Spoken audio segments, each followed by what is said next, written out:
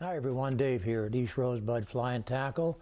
We hope that you've all survived this crisis the last few months and are in good health.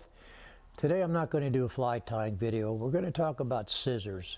Scissors are really your most important mobile fly tying piece of equipment. The vise, of course, is important, but not necessary. Lee Wolf tied all of his wolf flies without a vise, but you must have scissors to cut your materials, to cut your thread, for everything. Scissors really only have two functions. They must be sharp.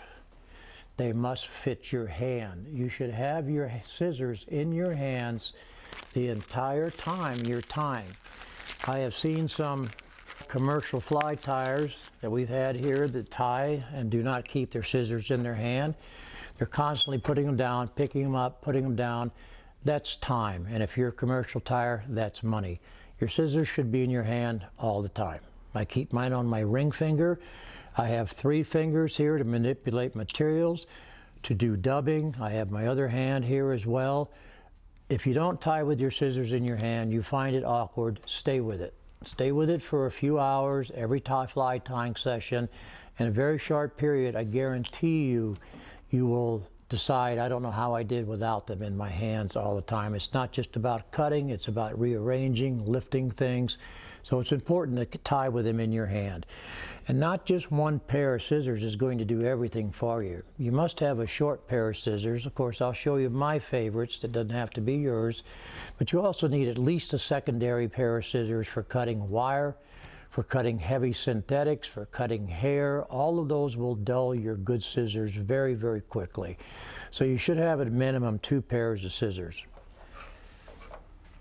All right, you get what you pay for in scissors. You have entry line scissors. Everybody makes an entry line scissors.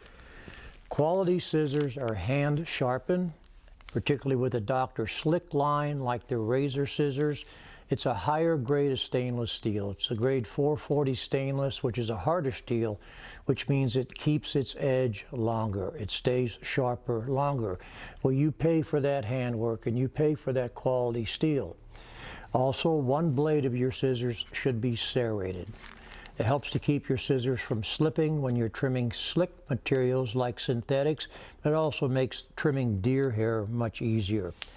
There are entry-level scissors. Everybody makes them. I'm not saying you have to buy the most expensive pair of scissors to start out with. You don't. Dr. Slick makes their Eco line, which is a decent quality pair of scissors. They're not going to be quite as sharp. They're not going to have quite as fine a point as a higher quality scissors, but they're certainly serviceable. So for a young tyer just getting started, you have the Dr. Slick all-purpose scissors. Loon also makes all-purpose scissors, which are perfectly adequate.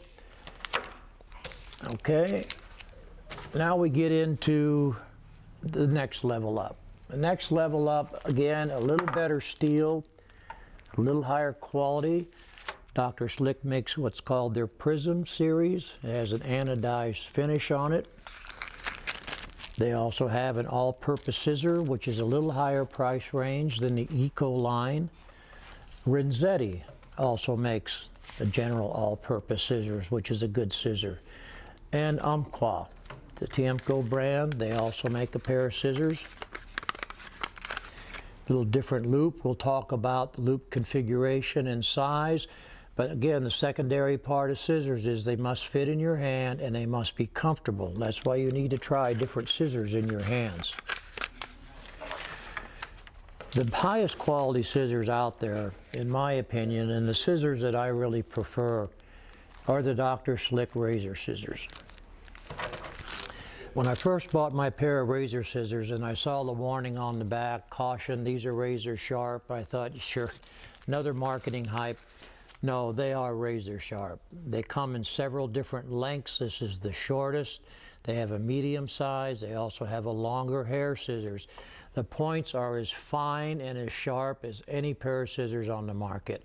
You also have a tension adjustment here for wear. So again, they're high-priced scissors. They're $34, but to me, they're the best scissors on the market, period. And I keep several pairs of them. Like again, they also make them, you know, in several different lengths. Loon also has their series of razor scissors. They're very similar to the Dr. Slick.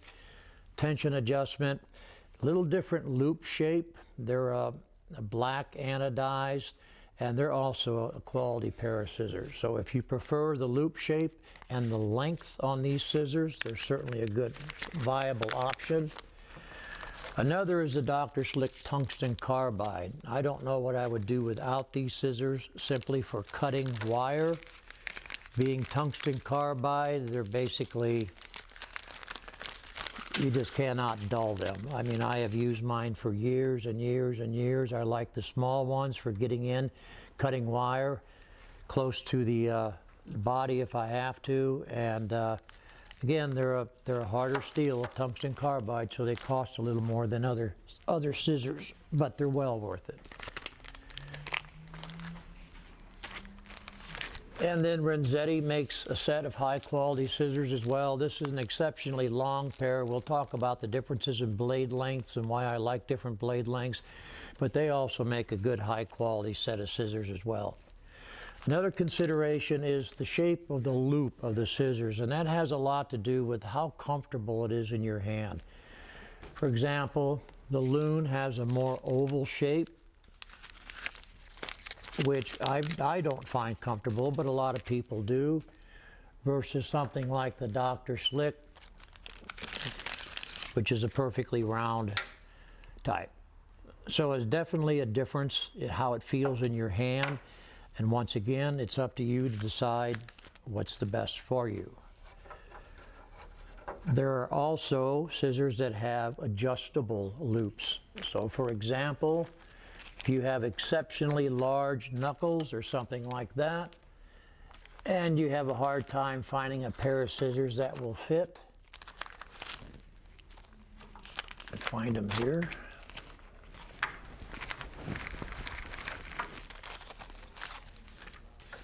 This is an example. Dr. Slick.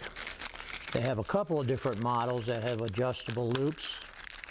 So you can actually spring these loops out or more closed to adjust them to your fingers. These happen to be thinning scissors as well, which I'll talk about in a minute. Can be very useful if you use a lot of synthetics. There are also models that have a twisted loop, like this. It may look funny to you at first, but for some people, they prefer the way this sits in their hand better than they do a more conventional loop. So you have some options there as far as the loop shape and how the loops are oriented. Now, I like the short scissors, the short bladed scissors for control, like I showed you the razor scissors. I like something that's short and fine. There are also scissors that have more medium length, like these all-purpose scissors. I'm talking about the distance of the blade here. These are good for cutting hair, cutting larger amounts of material where precision is not as important as just having a long cutting surface. And you can go with scissors that have really, really long loops, like the Renzetti that I showed you.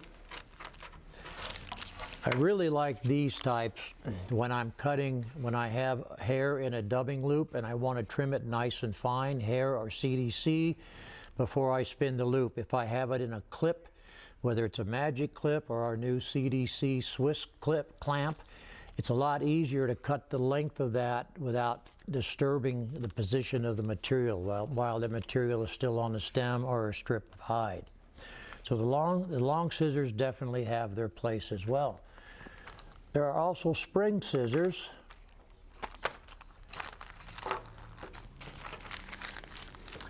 I like these. These are actually Japanese sewing scissors. They're extremely sharp, and very easy to use. I just cannot keep them in my hand. That's a personal thing. I can't keep them positioned in my hand and tie. But they are extremely fine pointed scissors, and a lot of people really like these types of scissors. So that's another option. Another option is what's called an iris scissors, which has a bent tip to them.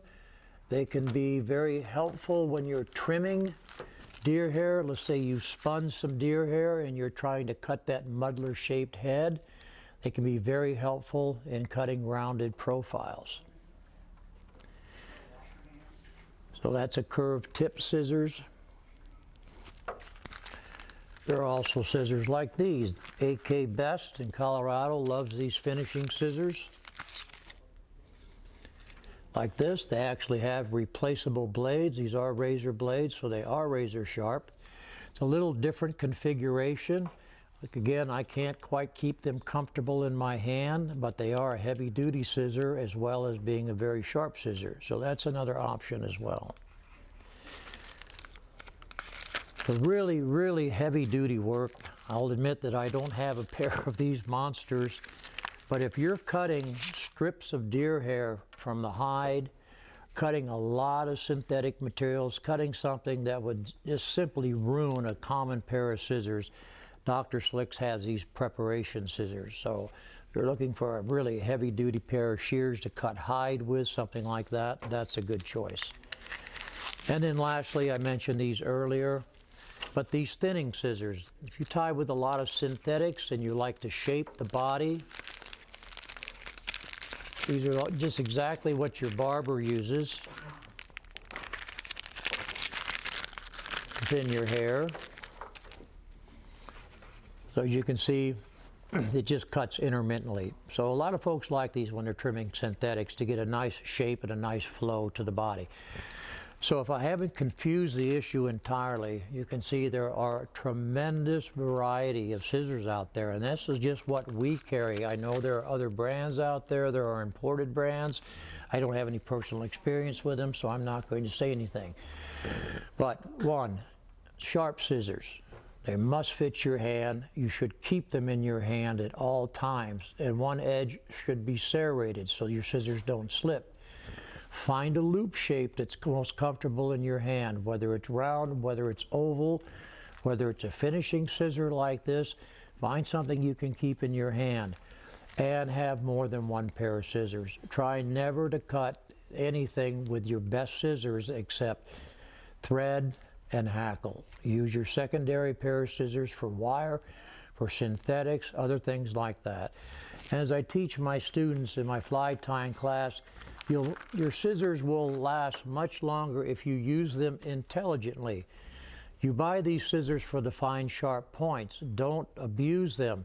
When you're cutting heavier materials, cut them near the base of the blades of the scissors. Save those fine points when you need the fine work.